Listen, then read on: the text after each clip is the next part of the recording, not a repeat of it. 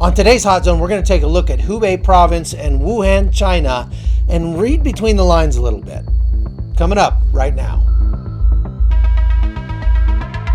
This is the Hot Zone. Engaging with the news in a whole new way, international war correspondent Chuck Holton brings insight into areas of crisis and lets you help those affected. Hey folks, how you doing? Chuck Holton. Thanks for being a part of the Hot Zone, and thank you to our new Patreon subscribers. You guys are helping keep this thing going, and I really appreciate it. It means a lot to me, and I'm putting up lots of great bonus content just for our patrons. So if you're a patron and you don't have access to the Patreon page, that is if you give through Facebook or PayPal or victormarks.com, let me know and I'll get you on there, because you're going to want to have access to this bonus content I'm putting up just about every day now. So today we're going to look at Wuhan, China. If you're like me, you probably didn't ever hear of Wuhan, China. You probably didn't know anything about it until this COVID virus broke out around the world. And now it's like nobody can get enough of Wuhan, China. It's the center of all sorts of conspiracy theories and lots of misinformation and just downright confusion. And so I wanted to play a pretty long 8-minute package that I got today from a guy named Andy who lives in Shanghai and traveled to Wuhan after the lockdown there was lifted, and give you a sense of what it's like at the epicenter of the COVID-19 outbreak. Take a look. On January 23, 2020, Wuhan, the capital city of China's Hubei province, home to 11 million, was locked down. From 10 a.m. that day, all public transportation was stopped and residents were required to stay put. The city, which many around the world had never even heard of before, became synonymous with the outbreak of a mysterious new coronavirus. Western media has had a strange fascination with the city ever since, treating it as akin to the location of some end-of-day science fiction movie in the center of a country many still see as mysterious and inaccessible. Last week, on April 8, Wuhan officially opened again to the outside world after 76 days. Local infections of COVID-19 were effectively reduced from nearly 15,000 in one day at its peak to 0. The very next day, I was on a high-speed train from Shanghai to check it out for myself. After entering Hubei province and then finally pulling into Wuhan, it was strange to imagine that this place had been locked off from the outside world, while under the gaze of the international media for nearly 3 months.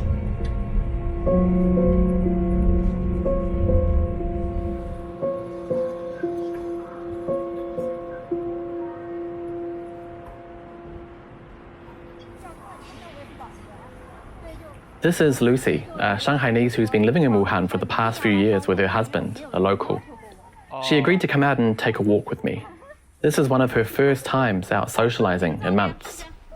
She showed me around many of Wuhan's streets, including this art installation which seems to offer locals the feeling of 热闹, something so important for many Chinese that's been missing from people's lives. Although nowhere near as busy as it would normally be, Lucy reminded me that these streets, usually some of Wuhan's busiest, were completely empty less than a month ago, except for the occasional food delivery guy. Along the banks of the Yangtze River in Jiangtan Park, some residents were making the most of the nice weather.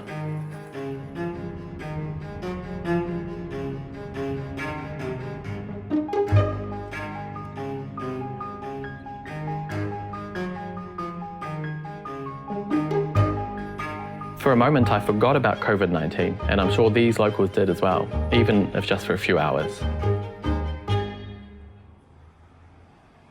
Okay, it's about 9 p.m. on the first day in Wuhan, and I thought I'd come outside and take a look and see what it's like at nighttime.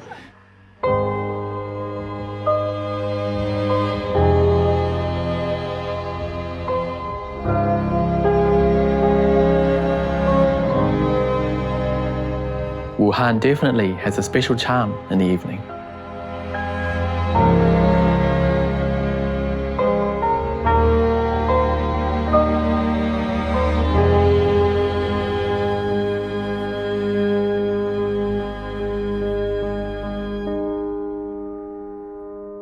I'm on my way to meet an Englishwoman called Ali, who's been living in Wuhan for nearly 5 years and stayed during the entire lockdown. Today she's off to get a haircut for the first time in months. Despite being technically open, extensive measures are still in place here in Wuhan. I can't enter Ali's apartment complex or go with her into the salon, so we settled for a quick chat on the way. And it's stamped to say that I can leave, but I've only been to the park. Oh, wow. Yeah. So how does it feel then to be out here? The first time, it was really frightening to leave. Oh, yeah. If it wasn't for her 2 rescue dogs, Ali probably would have got out of Wuhan before the city was locked down. I knew there was an option to fly home if I wanted to, but I have my dogs. So I decided to stay because I didn't know if I left when I'd be able to come back. Yeah. Or What would it have been like if they weren't there? it would have been horrible. Yeah. I really sympathize with people that were completely on their own. I think if I'd been with this partner or spouse, we would have driven each other insane, but they've kept me really grounded and really comforted in a really difficult time. Next up, I took a short metro ride back to Hankou railway station. Foreigners in Wuhan can't access the local health QR code, so I needed to register with my passport each time. I'm on my way to check out the place where some of the first patients of novel coronavirus were exposed. The Huanan seafood market, about 10 minutes walk from the station. The market is still closed and cordoned off, and there are some rumours that it may be demolished.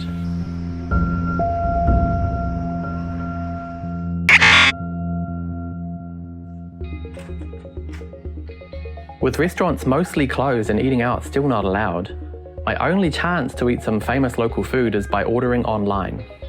Food delivery crews are still not allowed to enter any premises, so I needed to go and find my food outside the hotel and then have it disinfected.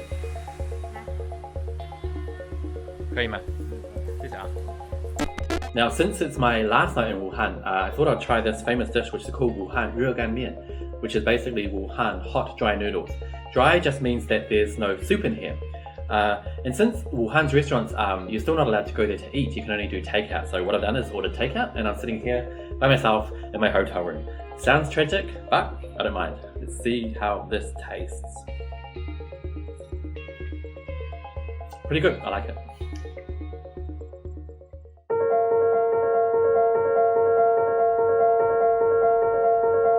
Today I'm heading back to Shanghai. I have a few hours free to visit one of Wuhan's famous landmarks, the Yellow Crane Tower, originally built way back in the year 223 during the Three Kingdoms period.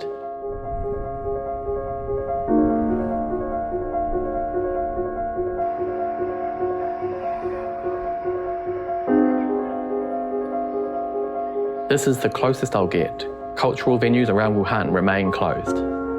Throughout history, the tower's been destroyed and rebuilt at least 7 times, including being completely ruined by fire in 1884. It rose again from the ashes and is still an iconic landmark of this resilient city. Likewise, I have no doubt that Wuhan will bounce back from this tough and trying period. People are definitely not as keen as I thought they would be to burst out of their homes with bells on as soon as the lockdown was lifted. I suspect they're probably still shell-shocked over it all. Instead of diving into the deep end, they're slowly dipping their toes into the water to see if the temperature's right. For many people, it's not just yet.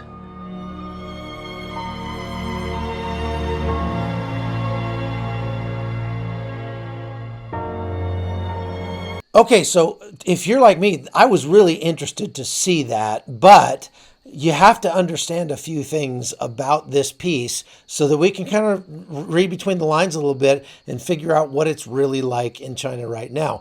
Number one, you have to understand Andy lives in China, and so there's no way that he can publish anything that is in any way critical of the Chinese government, okay? So he's going to have to show you the best, the rosiest situation that he can. That being said, you can see from his piece that there are still lots and lots of stores that are closed down. There are lots and lots of restaurants none of the restaurants are open. You still cannot go visit your friends in their homes. You can only visit with people on the street. And as you saw there, virtually every single person is masked up at least. I think I only saw one person in the entire piece that wasn't wearing a mask. And he was that guy out flying the kite out there. And some people are wearing a lot more than masks. They're wearing gloves. They're even wearing full body suits just to go out and do their shopping or whatever. So that tells you one thing. Now, the other thing is he takes us to the epicenter of the COVID-19 outbreak, that wet market, which is still closed, and he says may actually be demolished. So that says that the government is still pretty worried about this virus. And, we've heard differing things about whether or not it came from that market or whether or not it came from a lab.